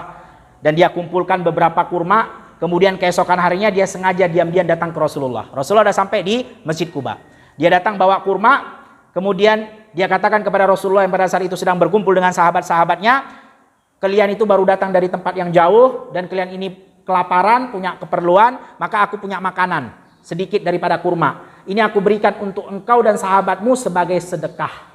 Kata Salman Al-Farisi, datang dia. Ini Muhammad, aku kasihan lihat engkau, baru datang dari Mekah jauh, kelaparan, capek. Ini makanan nih. Tapi ini makanan untukmu dan teman-temanmu sebagai sedekah.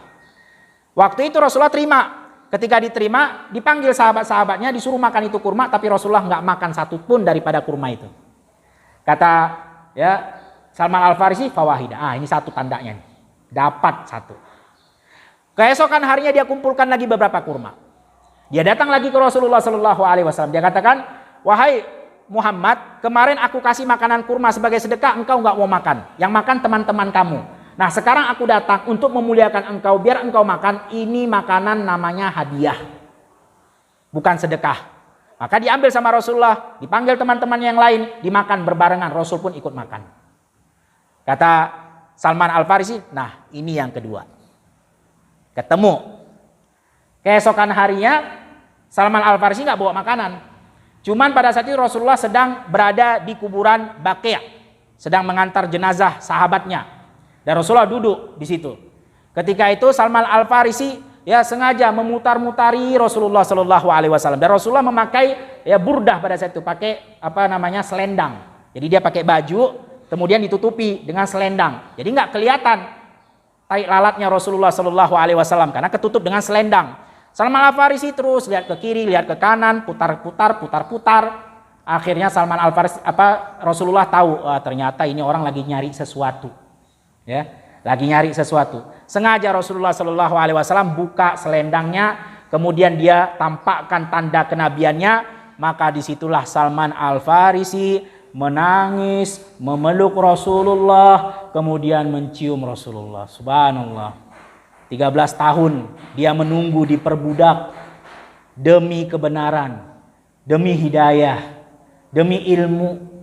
Gak ada apa-apanya dengan kita, cuma sebentar kita duduk untuk bermajelis ilmu, mendengarkan sedikit dari firman Allah Subhanahu wa taala, maka kita harus lebih semangat lagi anak-anakku sekalian. Menangis Salman Al-Farisi. Betapa banyak siksaan yang dia terima 13 tahun.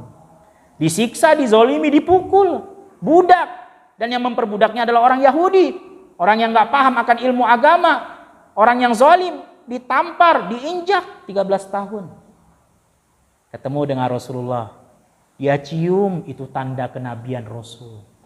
Kata Rasulullah Shallallahu Alaihi Wasallam, hawil, berputar, berbalik. Karena Salman Al-Farisi cium Rasulullah dari belakang. Sedang duduk Rasulullah, dicium pundaknya Rasulullah. Putar wahai Salman, berbalik, peluk, bukan dari belakang. Maka pada saat itu Salman Al-Farisi memeluk Rasulullah Shallallahu Alaihi Wasallam. Salman Al-Farisi menceritakan tentang kabarnya, wahai Rasul, aku perjalananku dari negeri Iran, ayahku aku tinggalkan, hartaku aku tinggalkan, aku kemudian dijual, diperbudak 13 tahun, demi mencari kebenaran, berjumpa sekarang dengan engkau wahai Rasul. Rasulullah dengar saja. Rasulullah katakan cerita. Jadi di sini pelajaran juga buat kita. Kalau ada teman kita ingin menceritakan sesuatu yang membuat dia bahagia, membuat dia senang, luangkan waktu untuk dengar. Jangan bilang, aduh, gue sibuk dah, ngomong sama yang lain aja. Jangan gitu. Ya, masukkan kebahagiaan di dalam hatinya. Karena itu adalah termasuk amalan yang Allah cintai. Tudkhilul surur, kita masukkan kebahagiaan ke dalam qalbul muslim, hati seorang muslim. Rasulullah dengarin. Bahkan kata Rasulullah SAW dipanggil tuh sahabat-sahabatnya semua untuk dengarkan juga kisah Salman Al-Farisi. Kemudian pada saat itu Salman Al-Farisi pun kembali bekerja menjadi budak. Perhatikan. Nggak selesai sampai di situ. Dan Islam menghargai, bukan orang yang menzolimi. Nggak ada. Salman, kau sekarang sebagai apa? Budak. Budaknya siapa? Orang Yahudi. Udah pergi aja itu, kabur aja. Yahudi nggak benar tuh, biarin aja tuh Yahudi. Nggak begitu Rasul. Biarpun orang kafir, tetap punya hak, bukan dizolimi. Nggak boleh kita sembarangan menzolimi orang. Walaupun kafir sekaligus. Kalau dia tidak mengganggu, dia tidak memerangi Islam, tidak boleh diperangi. Bekerja. Ya beberapa tahun sampai terlepas daripada Salman Al-Farisi perang Uhud, terlepas daripada dia perang Badar, nggak ikut dia karena dia sibuk jadi budak.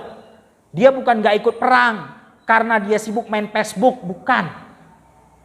Ya, kalau ditanya kenapa kamu nggak ke masjid, waduh lagi sibuk nih. Sibuk apa? Main game online. Kenapa kamu nggak belajar, pergi ke majelis ilmu? Alah, lagi sibuk apa? sibuk ngerumpi sama teman.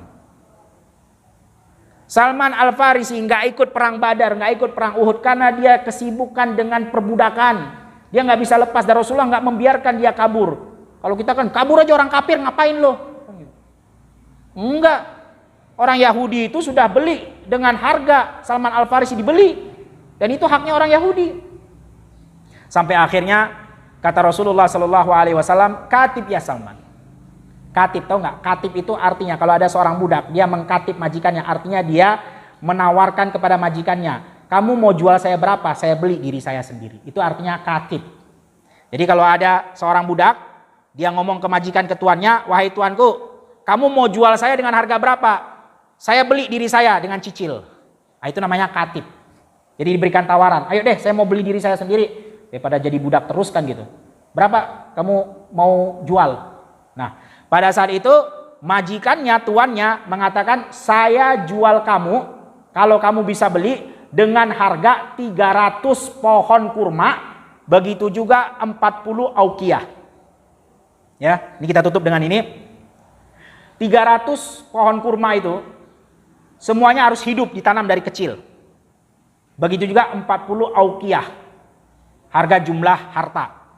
Pada saat itu kata Rasulullah Shallallahu Alaihi Wasallam, ya, awinu akhakum, bantu ini Salman Al-Farisi. Maka ada yang bawa, perhatikan bagaimana para sahabat Nabi saling ta'awun, saling tolong menolong kepada kebaikan. Ada yang bawa 10 bibit pohon kurma, ada yang bawa 20, ada yang bawa 30, ada yang bawa sesuai dengan kemampuan. Kata Rasulullah, kalau sudah terkumpul 300 bibit pohon kurma, panggil saya. Saya akan tanam dengan tangan sendiri. Jadi pada saat itu setelah terkumpulkan, kemudian Salman Al-Farisi sudah menggali tempat untuk ditanamnya bibit pohon kurma tadi, dipanggil Rasulullah, ya Rasulullah udah siap semuanya 300 pohon kurma.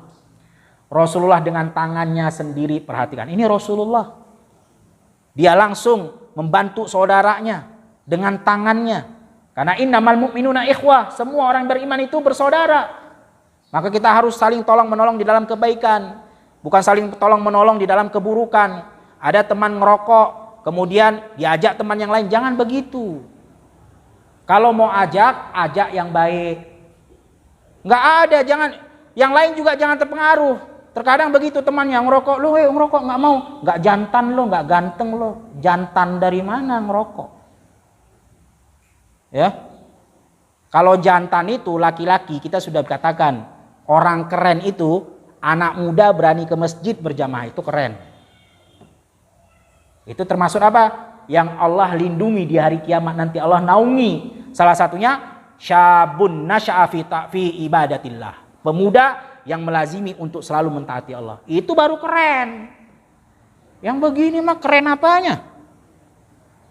Nggak ada keren-kerennya. Ya, kalau dibilang nggak jantan lo, tuh banyak sekarang yang ngerokok banci. Tahu nggak banci itu ngerokok semua?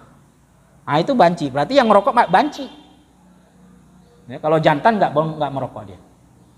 Nah, setelah ditanam semuanya hidup, kata Salman Al-Farisi. 300 itu dengan tangan Nabi semuanya hidup. Dan ini bukan sembarangan, 300 ini harta yang banyak ini. Tahu betapa banyak harta 300 pohon kurma itu? Satu kurma itu paling sedikit maksimal kalau panen setahun sekali, tapi sekali panen 60 kilo satu pohon minimal 60. Kalau lagi subur-suburnya sampai 120 kilo. Sekarang bikinlah standarnya kurma 1 kilo itu 200 ribuan. 200 ribu kali 60 paling sedikitnya satu pohon. Kali 360 kilo 300 pohon. Bukan sedikit. Satu pohon aja kalau 60 kilo harganya 200 per kilo udah 12 juta, tahu nggak? 12 juta kali 300, tahu nggak? Ini harganya Salman Al-Farisi untuk ditebus dirinya. Ditambah lagi 40 auqiyah. Auqiyah tahu nggak? Auqiyah itu timbangan. Ya, 40 timbangan, nama timbangan dulu. Dulu nggak ada kilo, nggak ada dulu. Nggak ada ons, nggak ada dulu. Dulu namanya auqiyah. Yang setara 40 itu setaranya satu auqiyah itu 40 dirham. Satu auqiyah, nama berat timbangan, setara dengan 40 auqiyah. Dan dia harus bayar 40, berarti 40 kali 40 dirham ya. Satu auqiyah itu 40 dirham. Berarti kalau 40 auqiyah, berapa dirham itu? 40 kali 40. Siapa yang tahu? Akhwatnya 40 kali 40 berapa? Angkat tangan. Ada hadiah nih. Ini sekolah semua enggak sih? 40 kali 40, 0 dibuang, 4 kali 4. 16 berarti tambah 02. Enggak ada yang angkat tangan, berarti enggak jadi hadiah. Angkat tangan. 1.600 dirham. Dirham ini kepingan perak ya. Dulu namanya dirham itu koin, tapi perak. Bukan besi, bukan. Perak murni. Itu yang harus dibayar. 1.600 kepingan perak. Ya. Nah, kalau kita mungkin nggak ngerti kalau kita perak ya. 1 dirham. Nah,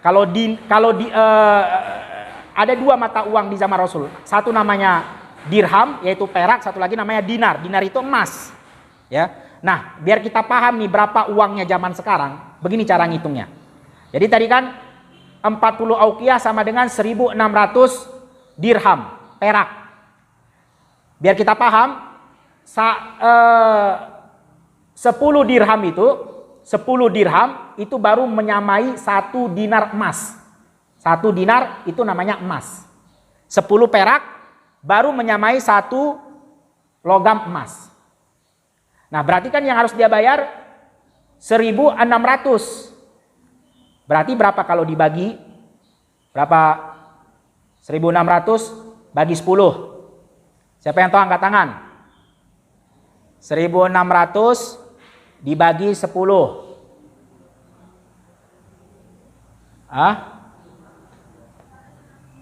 Siapa yang jawab? Tafadhali. Masya Allah.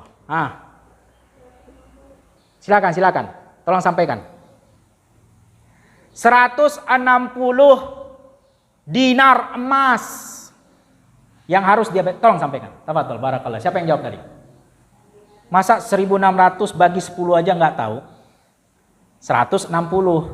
Berarti yang harus dibayar Salman Al-Farisi selain daripada pohon kurma yang jumlahnya 300, yang dia harus bayar juga adalah 160 logam emas. Berapa itu? Mungkin susah kan kita ngitungnya. Nah, biar gampang lagi, caranya begini. 1 logam emas, dinar itu beratnya. Karena kan kalau emas diukurnya pakai berat. Bukan pakai 1 keping, 2 keping. 1 keping itu berapa beratnya rata-rata di zaman Rasul? 1 kepingan emas itu 4/4 gram. 1 logam gitu, dinar, emas, itu kalau ditimbang, beratnya 4 per 4 gram. 4/4 gram. Berarti kalau 4/4 gram 160 logam itu berapa kilo? Siapa yang bisa? Berapa? 160 keping emas. 1 kepingnya beratnya itu 4/4 gram. Berarti kalau ada 160 keping berapa kilo itu? Yang bisa angkat tangan. Yang bapak-bapaknya juga boleh. Biar kita latihan sedikit matematika nih. Biar fresh otaknya. Biar nggak ngantuk. Nggak ada yang tahu. 4/4 gram berarti tinggal dikali 160 kan begitu. Berapa kilo? Ya kurang lebih hampir setengah kilo lah. Setengah kilo lah bikinlah. Kurang lebih lah. Mendekati itu. Nah, itu yang harus dibayar oleh Salman Al-Farisi. 300 pohon kurma yang hidup dari kecil sampai besar, sampai berbuah. Kalau mati nggak jadi, nggak sah. Dan setengah kilogram emas, bayang. Berapa lagi itu duitnya? Sekarang kan kita mungkin kalau pikir emas, saya nggak pakai emas. Ya tinggal dihitung aja. Beberapa minggu yang lalu kalau nggak salah kita cek 1 gram emasnya itu sama dengan 800 apa 700. Biasanya akhwat tahu 624 ya. Emang orang-orang emas ini perempuan. Laki-laki mah nggak tahu. Laki-laki mah mas-mas doang. Tahu mas-mas. Mas-mas ini mas itu. Kalau yang tahu emas itu perempuan. 625. Nah, 625 berarti dikali 500 gram, karena kan 1000 gram 1 kilo. Betul apa tidak? Hah? Ya kan? Dikali setengah kilo. Nah, itulah duitnya tuh. Berapa itu Pak Agus tuh kalau bikin 700.000 dikali setengah kilo? 1 gramnya 700.000. Berarti berapa duit Pak Agus? Banyak duit lah, ya. Berem-eman. Ada sampai berem-eman. Itu yang harus dibayar oleh Salman Al-Farisi. Dan itu dibayar. Pada saat itu Rasulullah SAW ketika baru pulang dari peperangan itu mendapatkan ghanimah, harta rampasan perang yang bentuknya seperti telur ayam, tapi emas. Telur ayam tapi emas. Dikasih kepada Salman Al-Farisi. Salman Al-Farisi ambil ini untuk bayar sisanya. Karena kan 300 pohon kurma udah selesai ditanam. Sisanya berapa tadi? Setengah kilo emas. Ambil nih. Telur ayam, bentuknya telur ayam tapi emas. Dikasih. Kata Salman Al-Farisi, mana cukup ini wahai Rasulullah. Ini cuman sebesar telur ayam. Sedangkan setengah kilo ini. Kata Rasulullah, ambil dan bayar. Allah akan lepaskan engkau dari perbudakan. Benar. Ketika dibawa, ditimbang di depan majikannya, orang Yahudi. Ternyata yang bentuknya cuma sebesar telur ayam, begitu ditimbang, percis setengah kilo. Bebas merdeka Salman Al-Farisi pada saat itu. Subhan. Perhatikan buah dari perjuangan Salman Al-Farisi. Dia menderita, tapi bagaimana Allah Subhanahu wa taala memberikan pertolongan. Ala inna nasrullahi qarib. Pertolongan Allah itu dekat. Yang penting kita sabar. Terus saja kita lakukan prosesnya untuk belajar. Sabar kita hadir di majelis ilmu. Jangan bermalas-malasan. Jangan pula bermaksiat. Kalau bermaksiat makin jauh dari pertolongan Allah. Ya. Udah tahu itu haram tetap dia kerjakan. Allah makin murka lah. Kapan datang pertolongan Allah? Sedangkan Allah Subhanahu wa taala senang kepada hamba-hamba yang bersabar. Sabar itu bukan saja kalau kita ditimpa musibah, bukan cuma itu sabar. Untuk tidak maksiat, tahan. Saya mah biarin tuh orang rokok, saya mah duit saya pakai untuk beli hal-hal yang bermanfaat. Itu sabar juga. Sabar untuk tidak memaksiati Allah, sabar. Sabar bukan hanya ketika kita dapat musibah, sabar ya sabar. Bukan cuma itu sabar. Sabar untuk selalu taat sama Allah. Sabar untuk tidak memaksiati Allah. Sabar. Ya, coba lihat Salman. Sabar. Diperbudak, dizolimi, disakiti. Dia bukan budak. Diculik, diikat tangan, diikat kaki, dijual sama orang. Tanpa hak. Tapi tetap sabar. Dan Rasulullah nggak bilang, udah lawan aja tuh majikanmu. Pukul aja, pergi aja, kabur aja. Enggak, nggak boleh. Itu tidak ada ajaran Islam seperti itu. Islam lebih mendahulukan ya perdamaian. Kalau bisa didiskusikan, diskusikan. Wallahu a'lam bishawab. Mungkin itu yang bisa kita sampaikan pada pertemuan kali ini, anak-anakku sekalian yang dirahmati Allah Subhanahu wa taala. Afwan sudah lebih dari 20 menit. Ya, sebenarnya kita sampai jam 10 tapi khairan insyaallah karena memang kisah Salman Al-Farisi ini panjang dan memiliki faedah yang sangat banyak. Ya, faedah yang sangat besar yang bisa kita petik dan kita amalkan di dalam kehidupan kita sehari-harinya. Karena mereka adalah sahabat Nabi Shallallahu alaihi wasallam yang harus kita contohi karena mereka orang-orang yang telah diridhoi oleh Allah Subhanahu wa taala. Wallahu a'lam bishawab. Atau sebelum kita tutup majelis seperti biasa ada yang ingin ditanyakan? Ada yang mau bertanya, kami persilahkan. Kalau tidak ada yang mau bertanya, ana yang bertanya, ada hadiah. Habis itu kita tutup. Tidak ada yang mau bertanya? Hah? Masya Allah. Gimana ini? Berarti Ustadz yang bertanya ya, biar dapat hadiah. Nah, pertanyaannya bertingkat-tingkat. Ada yang susah, dapat hadiahnya juga besar. Ada yang ringan, ya hadiahnya juga ringan. Ya. Baik, pertanyaan pertama dari yang ikhwan dulu, yang bisa angkat tangan. Ustadz yang tunjuk. Nanti bagian akhwatnya setelahnya. Pertanyaan yang berat, hadiahnya juga berat insya Allah. Tapi lebih berat lagi pahala dari Allah Subhanahu wa taala. Ya. Pertanyaan pertama. Coba sebutin ya nama tempat Salman Al-Farisi berpindah-pindah sampai ketemu Rasulullah. Ustadz bantu. Ada 4 tempat. Siapa yang bisa jawab, kita kasih hadiah 20.000. Angkat tangan. 4 tempat. nama tempat. Dari sini pindah ke sini, dari sini pindah ke sini. Nggak ada yang bisa. Nggak ada yang bisa, kita lempar ke akhwatnya kalau bisa. Ke akhwatnya, ada yang bisa jawab? 4 tempat. Kan tadi kita sudah sampaikan, dari sini diperintahkan untuk ke sini. Dari sini perintahkan lagi untuk ke sana. Ada 4. Baik. Tidak ada yang bisa jawab, kita ganti pertanyaannya. Mungkin terlalu berat, ya, karena tempatnya tempat nama-nama yang asing. Kita ganti. Coba sebutkan sekarang berarti bagian akhwatnya. Tadi ikhwannya sudah. Akhwatnya, pertanyaannya ya nggak terlalu berat seperti pertama, agak ringan lagi, tapi lumayan berat juga. Sebutin 3 tanda yang tidak mungkin bisa ditutupi dari kenabian Rasulullah Shallallahu Alaihi Wasallam. Angkat tangan yang bisa jawab. Ada 3, sebutin.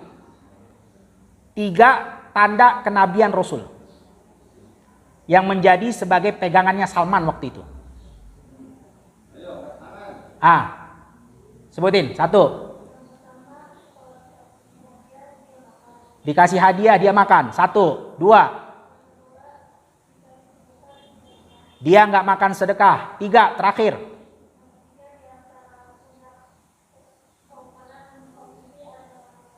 Ada apa? Ada daging lebih?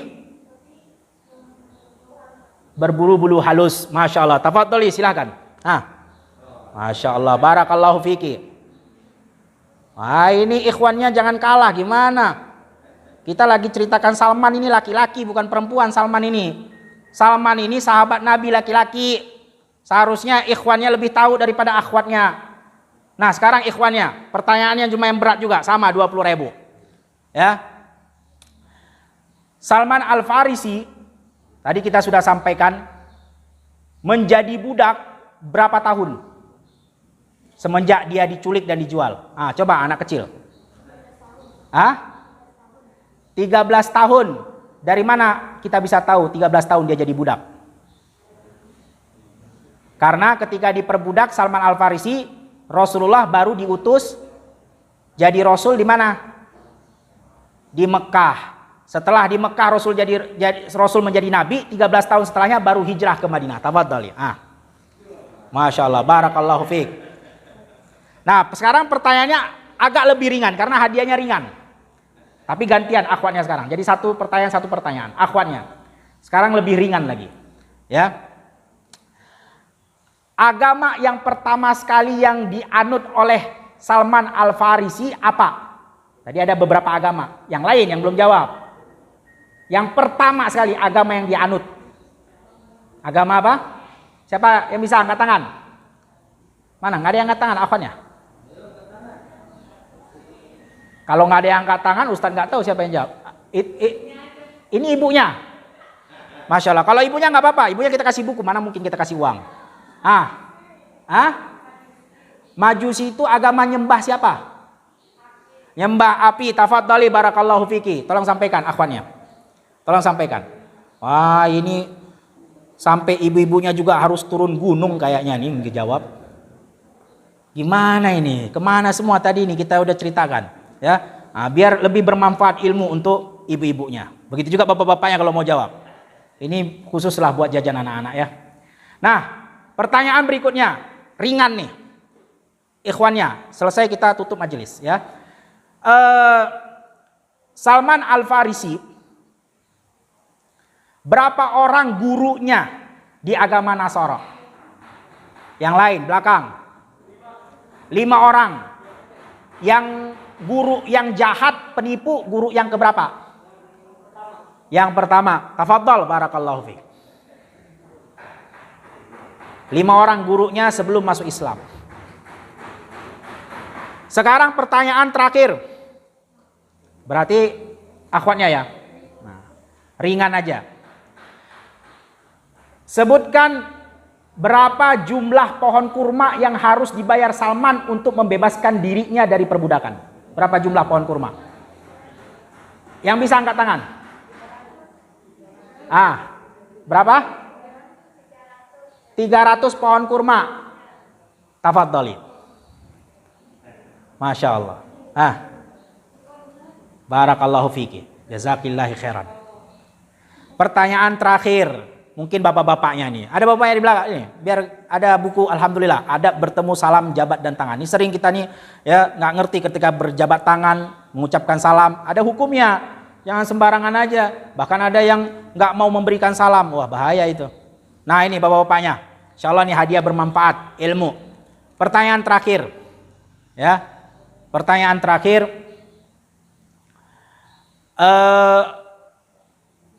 Tadi kita sampaikan 300 pohon kurma yang harus dibayar. Nah, kalau untuk uangnya, untuk emasnya, berapa yang harus dibayar? Mana bapak-bapaknya? Nggak ada bapak-bapaknya yang bisa jawab. Tadi pohon kurmanya 300. Nah, kalau uangnya, berapa uang? Kalau dulu nggak ada uang rupiah dulu. Pakai apa dulu? Pakai emas. Nah, emasnya berapa? Coba anak-anaknya. Nggak ada, bapak-bapak mana? Nggak ada yang bisa jawab.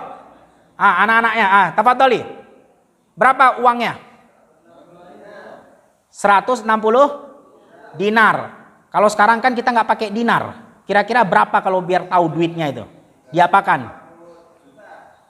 Kalau 160 dinar, kalau digramkan jadi berapa? Kalau emas. Kan kita sekarang hitungannya gram. 500 gram, setengah kilo. Barakallahu fiik. Itulah ukuran yang harus dibayar. Setengah kilo ya tinggal dicocokkan aja berapa rupiahnya. Barakallahu fiikum. Tafadhal. Masya Allah. Ini subhanallah, nggak boleh kalah. Biarpun ya sudah bapak-bapak, namanya ilmu, semuanya sama nuntut ilmu. Talibul ilm faridah, wajib atas setiap muslim. Yang tua dan yang muda. Semuanya wajib belajar. Siapapun dia. Ya, barakallahu fikum, jazakumullahu khairan. Afwan ya, Ustadz ambil sedikit waktu kalian, tapi insyaallah khairan kita ambil untuk ya belajar untuk menyampaikan sabda Rasulullah sallallahu alaihi wasallam. Kita tutup majelis ya, lebih dan kurang kekurangan datangnya dari diri Ustadz pribadi dan dari syaitan, dan kebenaran hanya datang dari Allah Subhanahu wa taala. Kita cukupkan majelis dengan membaca doa kafaratul majelis. Subhanakallahumma wa bihamdika asyhadu an la ilaha illa anta astaghfiruka wa atubu ilaik. Assalamualaikum warahmatullahi wabarakatuh.